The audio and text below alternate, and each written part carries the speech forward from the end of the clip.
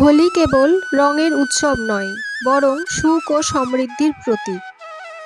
এই উৎসব আমাদের নেতিবাচকতাকে দূর করার এবং ইতিবাচক শক্তিকে স্বাগত জানানোর সুযোগ দেয়। এই বছর হোলি উৎসব পড়েছে 14ই মার্চ। ফাল্গুন মাসের পূর্ণিমা তিথি শুরু হবে 13ই মার্চ বৃহস্পতিবার সকাল 10টা 35 মিনিটে। পূর্ণিমা তিথি সমাপ্ত হবে পরের দিন 14ই মার্চ দুপুর 12টা 23 মিনিটে। ধর্মীয় বিশ্বাস অনুসারে হোলির আগে কিছু বিশেষ জিনিস বাড়িতে আনলে দেবী লক্ষ্মীর আশীর্বাদ আসে এবং জীবনে সম্পদ ও সমৃদ্ধি বৃদ্ধি পায়। আসুন জেনে নিই সেই 5টি শুভ জিনিস সম্পর্কে যা এই উৎসবের আগে বাড়িতে আনা খুবই উপকারী বলে মনে করা হয়। হোলিকা দহনের সময় গুড় এবং ভাজা ছোলা নিবেদন করলে ঘর থেকে নেতিবাচক শক্তি দূর হয়।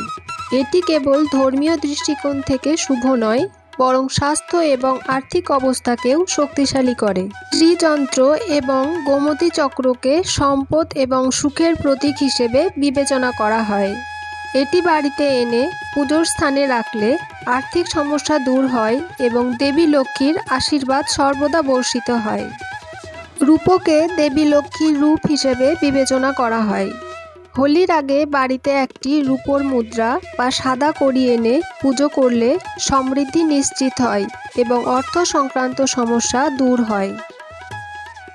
আবির এবং হলুদ উভয়কেই শুভতার প্রতীক হিসেবে বিবেচনা করা হয়।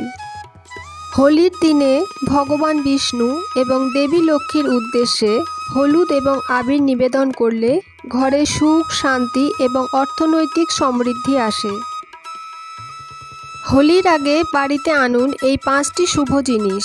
দেবী লক্ষ্মীর আশীর্বাদে ঘরে আসবে সমৃদ্ধি।